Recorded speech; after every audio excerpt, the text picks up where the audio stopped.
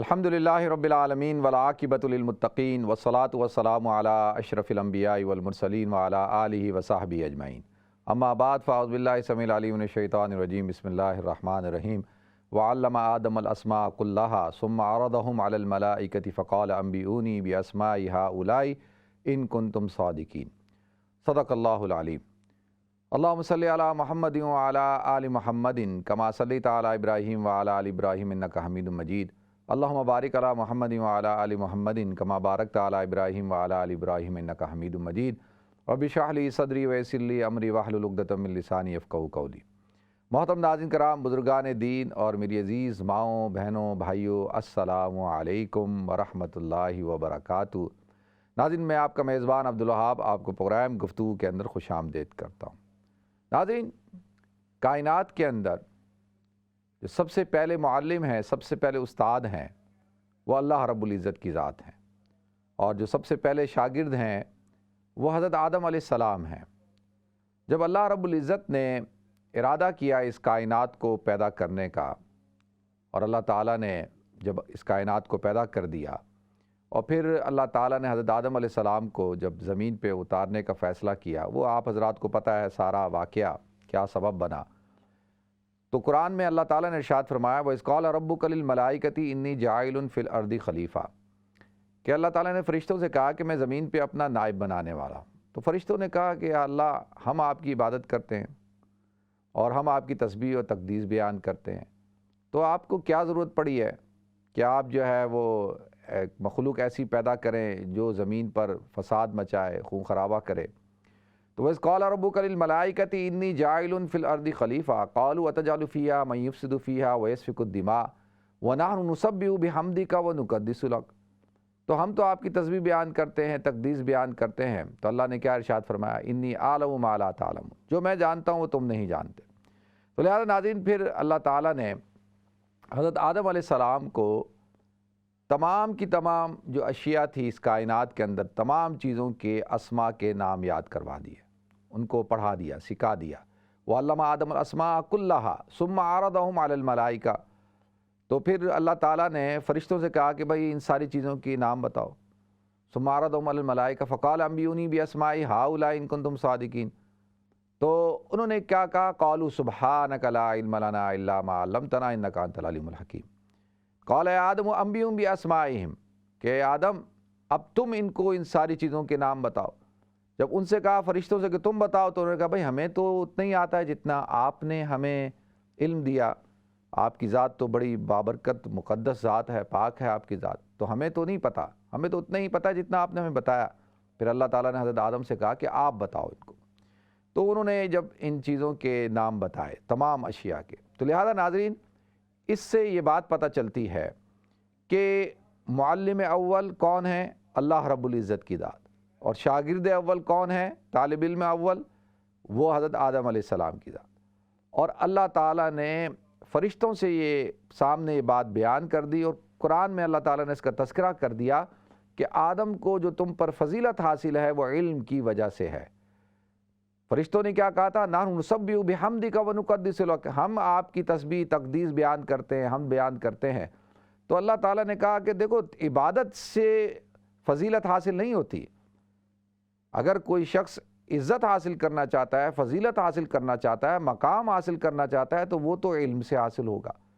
تو علم جو ہے وہ آدم کے پاس تم سے زیادہ ہے، اور وہ میرا سکھایا ہوا علم ہے، یعنی علم بھی وہ ہے کہ جو علم ربانی ہے، جو اللہ کا سکھایا ہوا ہے، یعنی استاد جو ہے وہ اللہ رب العزت کی ذات خود ہے۔ تو لہذا اس بنا پر آپ اندازہ کر سکتے ہیں کہ علم کو اللہ تعالیٰ نے کتنی فضیلت عطا کی ہے۔ یہ جو علم ہے، اس کے ذریعے سے اللہ تعالیٰ انسان کو، جو اللہ نے اشرف المخلوقات بنایا اور فرشتوں پر بھی فضیلت عطا کی، وہ علم کی بنیاد پہ کی۔ اسی لیے آپ دیکھیں کہ قرآن پاک کی جو پہلی وحی ہے، سورہ علق کی جو ابتدائی آیتیں ہیں، ان میں اللہ تعالیٰ ارشاد فرماتے ہیں، اقرأ بسم ربک الذی خلق، خلق الانسان من علق، اقرأ وربک الاکرم الذی علم بالقلم، علم الانسان ما لم یعلم۔ کہ دیکھیں یہ ہے کہ علم الانسان ما لم یعلم، جو انسان کو نہیں پتا تھا جو کچھ، وہ اللہ تعالیٰ نے اس کو سکھا دیا۔ اور وہ علم جو قلم کے ذریعے سے حاصل ہوگا، اور وہ علم جس کو اللہ تعالیٰ نے کہا کہ اللہ کے نام سے ہونا چاہیے، اللہ کی ذات سے، بسم اللہ، اللہ کی ذات سے اس علم کو شروع کرے، علم ربانی، علم الہی، یعنی آسمانی مذاہب کا، اس آسمانی کتب کا علم، اس کائنات کا علم، اس کے اسرار و رموز کا علم۔ تو اقرا بسم ربک الذی خلق، خلق الانسان من علق، کو پھر ساتھ ساتھ انسان کی وہ بھی بتا دی کہ وہ تو تم تو ایک گوشت کے لوتھڑے سے پیدا ہوئے ہو، ایک تمہاری حیثیت کیا ہے کہ تم تو ایک پانی کے قطرے سے پیدا ہوئے ہو۔ تو اب دیکھیں یہاں پہ اللہ تعالیٰ نے ارشاد فرما دیا پڑھو پڑھو، 2 دفعہ کہا اقرا اقرا پڑھو، اور پھر کہا کہ اقرا وربک الاکرم، کہ پڑھو تمہارا رب جو ہے وہ کریم ہے، کریم، جس نے تم پر کرم کیا کہ تمہیں جو ہے اللہ تعالیٰ نے دماغ عطا کیا، اللہ تعالیٰ نے جو ہے تمہیں سمجھ عطا فرمائی، اللہ تعالیٰ نے تمہیں حواس خمسہ عطا فرمائے، اللہ نے تمہیں زبان، اور اللہ تعالیٰ نے تمہیں آنکھیں، کان اور دماغ، یہ ساری چیزیں ہیں، حواس خمسہ، اور پھر عقل، دل، یہ ساری صلاحیتیں اللہ تعالیٰ نے تمہیں عطا کی۔ تو لہذا ناظرین، اب انسان کو جو فضیلت حاصل ہے وہ تو علم کی وجہ سے حاصل ہے، اور علم سے ہی الفضل للعلم والعلماء، اور فضیلت جو ہے وہ علماء کو حاصل ہے کس وجہ سے؟ وہ علم کی وجہ سے حاصل ہے۔ حضور نے فرمایا انما بعثت معلما، مجھے تو معلم بنا کر مبعوث کیا گیا۔ تو لہذا ناظرین، اب جب تک مسلمان کا، انسان کا تعلق علم کے ساتھ ہوگا، اور وہ علم بھی جس کا تعلق قلم کے ساتھ ہو، اور قلم جس کی اللہ نے قسم کھائی قرآن میں، نون والقلم وما یسطرون، کہ اللہ نے قرآن کے اندر قلم کی قسم کھائی ہے کہ یہ قلم کتنی عظیم الشان چیز ہے جس کی قسم اللہ تعالیٰ کھا رہے ہیں۔ اور جہاں قلم ہوگا تو قلم کے ساتھ ورق کا ہونا، کاغذ کا ہونا، کاپی کا ہونا ضروری ہے۔ کسی چیز کے اوپر ہی آدمی تختی تو ہوگی جس کے اوپر لکھے گا، تو اس کا ہونا بھی ضروری ہے۔ تو لہذا ناظرین، اگر یہ تو اللہ تعالیٰ نے ہمیں بیان کر دیا، اب علم حاصل ہوتا ہے۔ علم کیسے حاصل ہوتا ہے؟ لیکن ایک انسان ہے، وہ علم حاصل کرنا چاہتا ہے، تو علم حاصل کرنے کا سب سے پہلا مقام کیا ہے؟ کہ وہ ماں کی گود ہے۔ اطلب العلم من المہد الی اللحد، ماں کی گود سے قبر کی گود تک جو ہے وہ علم حاصل کرو۔ یعنی وقت بھی بیان کر دیا کہ یہ نہیں کہ علم حاصل کرنے کا جو دور ہے، جو عمر ہے، وہ یہ نہیں ہے کہ بس بھائی 10 12 سال 15 سال بھائی ہم گئے، اسکول گئے، کالج گئے، یونیورسٹی گئے، بس ٹھیک ہے، اب اس سے زیادہ اب ہم نے پڑھائی نہیں کرنی ہے۔ نہیں، وہ تو جب تک آپ قبر میں داخل نہ ہو جائیں اس وقت تک آپ نے علم حاصل کرنا ہے۔ واللہ اخرجکم من بطون امہاتکم لا تعلمون شیئا، کہ جب اللہ تعالیٰ نے تمہیں تمہاری ماؤں کی پیٹوں سے نکالا تو تم لوگ کچھ بھی نہیں جانتے تھے۔ اللہ نے تمہیں آنکھیں دی، کان دیے، دماغ دیا، دل دیا، یہ ساری چیزیں اللہ تعالیٰ نے دی۔ تو لہذا جب اب علم حاصل کرنا ہے تو سب سے پہلے تو علم انسان جو ہے وہ گھر سے حاصل کرتا ہے، ماں سے۔ دیکھیں، ماں جو ہے، اگر ماں پڑھی لکھی ہے، دیندار ہے، سمجھدار ہے، تو پھر اولاد بھی یقینی طور پر پڑھی لکھی ہوگی، دیندار ہوگی، سمجھدار ہوگی۔ اب اگر ماں ہی جو ہے وہ پڑھی لکھی بھی نہیں ہے، دیندار بھی نہیں ہے، اور اس کے اندر کوئی علمی شوق بھی نہیں ہے، کہ بھئی اب وہ کہہ کہ جی میں تو ایک غریب گھرانے میں پیدا ہوئی تھی، میں تو اسکول نہیں گئی، میں تو کالج نہیں گئی، میں تو یونیورسٹی نہیں گئی، میں نے تو کتاب پڑھی نہیں، تو لہذا ناظرین اس کے لیے پھر یہ ہے کہ وہ کوشش کرے، عمر کے ہر حصے کے اندر جو ہے وہ علم حاصل کیا جا سکتا ہے۔ علم حاصل کرنے کے لیے جو ہے وہ آپ کو کسی مدرسے کی ضرورت نہیں ہوتی، کسی کالج یونیورسٹی کی ضرورت نہیں ہوتی۔ آپ کو اللہ تعالیٰ نے کان دیے ہیں، آپ کانوں کے ذریعے سے علماء کی گفتگو سن سکتی ہیں، پروفیسرز کی گفتگو سن سکتی ہیں، اور اللہ نے آپ کو آنکھیں دی ہیں، آنکھوں سے مشاہدہ کر سکتے ہیں، آپ مطالعہ کر سکتے ہیں اور اس سے چیزیں سیکھ سکتی ہیں۔ اللہ تعالیٰ نے آپ کو دل دیا ہے، دماغ دیا ہے، تو یہ ساری چیزیں ہیں۔ تو انسان جب اس چیز کا تہیہ کر لیتا ہے کہ میں نے اپنی تربیت کرنی ہے، میں نے علم حاصل کرنا ہے، تو وہ پھر علم حاصل کر کے رہتا ہے اور اس کو علم ملتا ہے۔ یہ صرف اور صرف آپ کی شوق کے اوپر ہے۔ تو لہذا اگر آپ کے اندر شوق ہو، آپ کے اندر ذوق ہو، تو آپ ہر چیز کا علم حاصل کر سکتے ہیں۔ دیکھیں، بہت سارے لوگ ہیں جو اسکول کالج یونیورسٹی نہیں گئے، لیکن جو ہے وہ ان کو گانے، پورے گانے یاد ہوتے ہیں، پوری فلموں کی اسٹوریاں یاد ہوتی ہیں، اور سارے ایکٹروں کے نام یاد ہوتے ہیں، سارے ڈراموں کے نام یاد ہوتے ہیں، سارے ڈراموں کے کریکٹروں کے نام یاد ہوتے ہیں۔ پوچھو کبھی اسکول گئے؟ نہیں گئے۔ قرآن کی ایک سورت یاد نہیں ہوتی، پورا گانا یاد ہو جاتا ہے۔ کیوں؟ اس لیے کہ وہاں پہ آپ کا شوق ہے، وہاں پہ آپ کا ذوق ہے، وہاں پہ شیطان کی قوت آپ کے ساتھ لگی ہوئی ہے اور شیطان غالب ہو گیا. یہاں پہ آپ کا شوق نہیں، ذوق نہیں، اور جو رحمان نے اللہ نے جو صفات دی تھی آپ اس کو استعمال نہیں کر رہے، ساری صفات آپ نے اس طرف استعمال کر دی. تو لہذا ناظرین اب علم حاصل کرنا ہے. تو علم حاصل کرنے کے لیے انسان کو سب سے پہلے اپنے گھر سے علم حاصل کرتا ہے.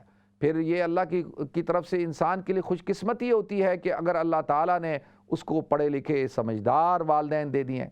وہ بچے خوش نصیب ہیں کہ جن کے والدین پڑھے لکھے ہیں، جن کے والدین سمجھدار ہیں، جو اپنے بچوں کی صحیح رخ پہ تربیت کرتے ہیں اور ان کو پتہ ہوتا ہے کہ ہم نے اپنے بچوں کو کس رخ پہ لے کے جانا ہے، ان کی کس طرح سے نشو و نما کرنی ہے. تو یہ بھی خوش قسمتی کی بات ہے. لیکن بہت بڑے بڑے اسکالرز ناظرین ایسے گھروں میں پیدا ہوئے جن کے ماں باپ پڑھے لکھے نہیں تھے، لیکن ماں باپ پڑھے لکھے نہ ہونے کے باوجود ان کو اس بات کا پورا ادراک تھا کہ علم، ایجوکیشن ایک ایسا نور ہے، ایک ایسا اللہ تعالیٰ کی طرف سے دیا ہوا ایک عطیہ ہے، تحفہ ہے کہ جس کے ذریعے سے اللہ تعالیٰ انسانوں کی، قوموں کی، خاندانوں کی، ملکوں کی تقدیروں کو بدل دیتا ہے. تو وہ انہوں نے خود اگرچہ علم حاصل نہیں کیا لیکن وہ اپنے بچوں کو علم سکھاتے ہیں اور پوری کوشش کرتے ہیں کہ بچے ان کے علم حاصل کریں. تو لہذا ناظرین یہ بات ہم نے اپنے ذہن میں بٹھانی ہے. تو اس کے بعد انسان اسکول میں جاتا ہے، کالج میں جاتا ہے، یونیورسٹی میں جاتا ہے. پھر اس کے ساتھ ساتھ ایک بڑی اہم چیز کیا ہے کہ کتابوں کا پڑھنا، کتابیں پڑھیں، اور اس کے ساتھ ساتھ علماء کی مجلس میں بیٹھنا، علماء کے بیانات سننا، ان کے حلقوں میں بیٹھنا. آج کے دور کے اندر اب تو بالکل ہی معاملات الٹے پلٹے ہو گئے ہیں، کرونا نے کر دیے، بلکہ کرونا سے پہلے یہی حال تھا. میں آپ سے گزارش کروں کہ میں جب بھی جمعہ پڑھانے کے لیے بیٹھتا ہوں تو جب تقریر شروع کرتا ہوں تو وہی 4 5 6 لوگ ہوتے ہیں اور بالکل آخر میں آتے ہیں، بالکل آخر کے اندر آئیں گے، اور یعنی شوق ہی نہیں ہے کہ بھائی ہم آئیں، پہلے بیٹھیں، سنیں کیا کہہ رہا ہے امام، کیا کہہ رہا ہے خطیب، کیا کہہ رہا ہے، اور یہ جو مفتی صاحب ہیں، مولوی صاحب ہیں، یہ تقریر کر رہے ہیں، اس تقریر میں ہم نے آج کیا سمجھا، کیا سیکھا، اور اپنی تربیت کریں. بالکل نہیں، اس کے لیے ہمارے پاس وقت نہیں ہے. آپ اندازہ کریں کہ پورا ہفتہ یعنی لوگوں کے اندر ذوق نہیں، شوق نہیں. میں نے تفسیر کا پروگرام شروع کیا درس دینے کا تو لوگ ہی نہیں آتے تھے، کوئی آتا ہی نہیں تھا، تو لہذا شوق ہی نہیں ہے. تو لہذا ناظرین اب انسان کہاں سے علم حاصل کرے گا؟ تو پھر علم جو ہے وہ ظاہر سی بات ہے کہ پھر اس کا وہ تو جاہل کا جاہل رہے گا، اور جو ہے جس طریقے سے وہ پیدا ہوا اور ان پڑھ گوار، اور جب وہ فوت ہوگا تو اس کی بھی حالت یہ ہوگی. تو لہذا سب سے پہلی بنیادی چیز تو کیا ہے؟ دیکھیں اللہ کے رسول صلی اللہ علیہ وسلم نے جو علم کی فضیلت کو بیان کیا کہ طلب العلم فریضۃ علی کل مسلم و مسلمہ، کہ علم حاصل کرنا فرض ہے ہر مسلمان مرد اور عورت کے اوپر. اور اتنا علم حاصل کرنا جتنے سے زندگی اچھی طریقے سے گزر سکے، شریعت کے مطابق زندگی گزر سکے، حلال حرام کا، جائز ناجائز کا، ان ساری چیزوں کا علم آنا ہمارے پاس ضروری ہے. تو لہذا علم حاصل کرنے کا جب تک سلسلہ جاری رہے گا اس وقت تک مسلمان جو ہے وہ اللہ تعالیٰ ان کو برکتیں بھی عطا کرے گا، اللہ تعالیٰ ان کو قوت بھی عطا کرے گا. لیکن جب مسلمان علم حاصل کرنا چھوڑ دیتا ہے تو لہذا ناظرین پھر کیا ہوتا ہے؟ پھر انسان تنزلی کے اندر چلا جاتا ہے، انحطاط کے اندر چلا جاتا ہے، اور پھر جو ہے پستی کے اندر چلا جاتا ہے. یہ جو جہل ہے، جس کو جاہلیت کہا جاتا ہے، اور جہل یہ جو علم کی ضد ہے، یہ انسان کو تباہ و برباد کر دیتی ہے. تو لہذا قوموں کو تباہ و برباد کر دیتی ہے. تو سب سے پہلی بنیادی چیز تو یہ ہے کہ انسان جو ہے وہ علم حاصل کرے. اچھا، اب علم حاصل کرنے کا جیسے میں نے عرض کیا کہ جو اصل پوائنٹ کی طرف بھی آنا ہے وہ یہ ہے. دیکھیں اللہ کے رسول صلی اللہ علیہ وسلم کی حدیث ہے، آپ صلی اللہ علیہ وسلم نے ارشاد فرمایا کہ دیکھو بھائی، میں جب تمہیں کسی کام کے کرنے کا حکم دوں تو بلا چو چرا اس پر عمل کرو، اور جائز ناجائز حرام حلال جو بیان کر دوں اس پر عمل کرو، اس کی علتیں تلاش کرنے کی ضرورت نہیں ہے، اور جو آسانی کے ساتھ تم عمل کر سکتے ہو آسانی کے ساتھ عمل کرو، تمہارے پر کوئی مشقت نہیں ہے.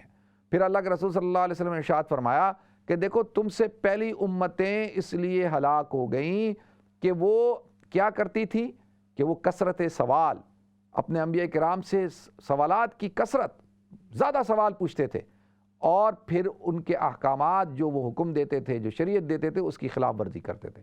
انبیاء کی بھی خلاف ورزی کرتے تھے، ان کی حکموں کی عدولی کرتے تھے، اور حکم نہیں مانتے تھے، اور شریعت پہ بھی نہیں چلتے تھے. تو لہذا تو یہ چیز اللہ کے رسول صلی اللہ علیہ وسلم نے بیان کر دی.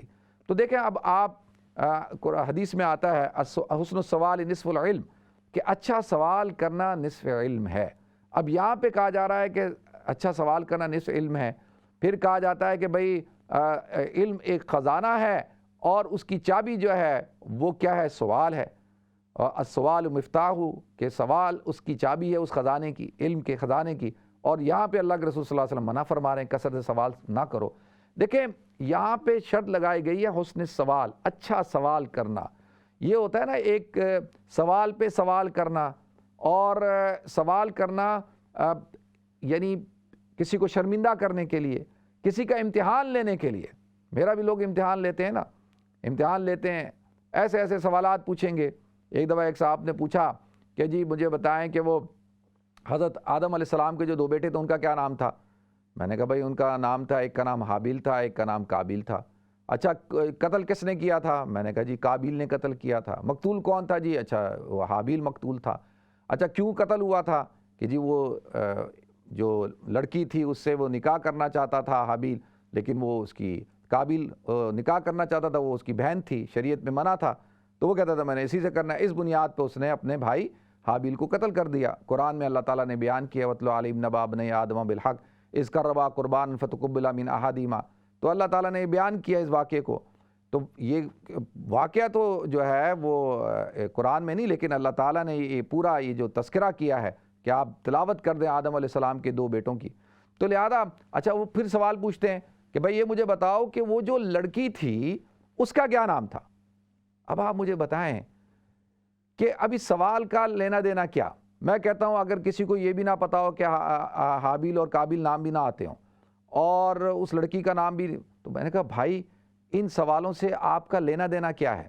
کیا قبر میں یہ سوال ہوگا کہ وہ جو لڑکی تھی اس کا نام بتاؤ، آدم علیہ السلام کے 2 بیٹوں کا نام بتاؤ؟ جب اللہ نے نہیں تذکرہ کیا، آسمانی کتابوں کے اندر انجیل میں تورات میں یہ واقعہ لکھا ہوا ہے، تو باقی ادھر ان کے نام لکھے ہوئے ہیں، تو باقی اگر اللہ نے جب نام نہیں لیا تو تمہیں کیا پریشانی ہے کہ تم کیوں جو ہے جاننا چاہتے ہو؟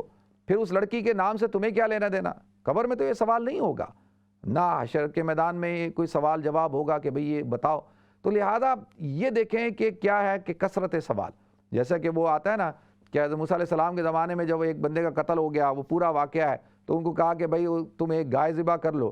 تو انہوں نے کہا بھئی گائے کی عمر کتنی ہو، اس کا رنگ کیسا ہو، اس کا یہ کیسا ہو، اس کا وہ کیسا ہو، تو ساری چیزیں، اور اتنا اپنے آپ سوالات سے جو ہے اپنے آپ کو مشکل بنا لیا۔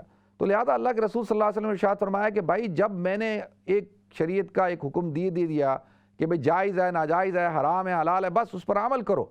اب اس کی توجیہ آج کل ہمارے معاشرے کے اندر یہ ایک بہت بڑی بیماری پیدا ہو چکی ہے کہ لوگ کہتے ہیں کہ بھائی بتاؤ کیوں کیوں کیوں کا، یہ کیوں ہے، یہ چیز حلال کیوں ہے، یہ چیز حرام کیوں ہے، شراب حرام کیوں ہے، سود حرام کیوں ہے، اسی طریقے سے جو ہے وہ فلاں چیز کیوں ہے، اس کی وجہ بتائیں۔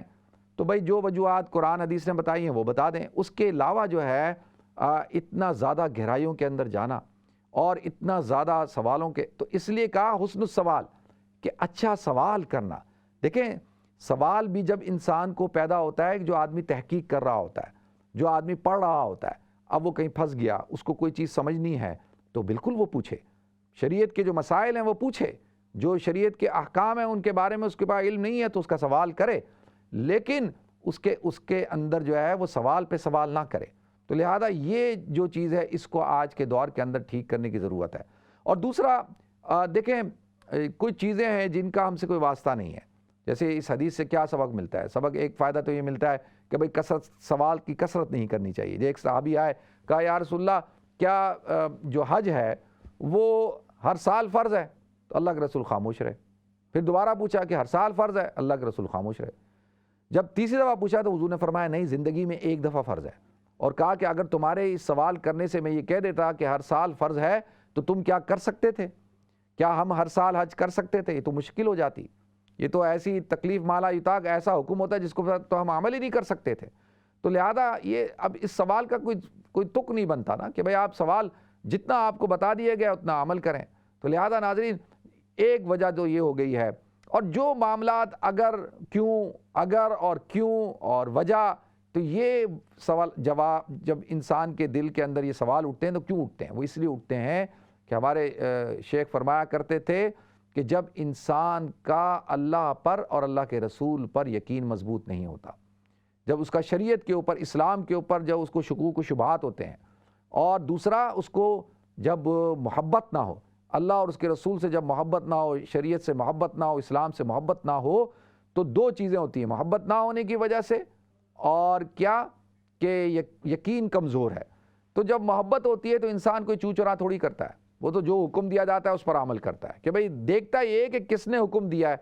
اگر والد اپنے بچے کو حکم دے رہا ہے کہ بھئی تم نے یہ کام کرنا ہے، تو بچہ کھڑا ہو کے کہتا ہے جی آپ مجھے بتائیں کیوں کروں میں، اس کی فائدے کیا ہیں اور کیوں، اس کی وجہ بتائیں آپ۔ تو والد کیا کہے گا؟ کہے گا بھائی میں تیرا باپ ہوں، میں تجھے کہہ رہا ہوں یہ کام کر، تیرا کام ابھی یہ نہیں ہے، تیرا کام ہے بس حکم پر عمل کرنا، بس تعمیل کر، جو میں کہہ رہا ہوں وہ کر۔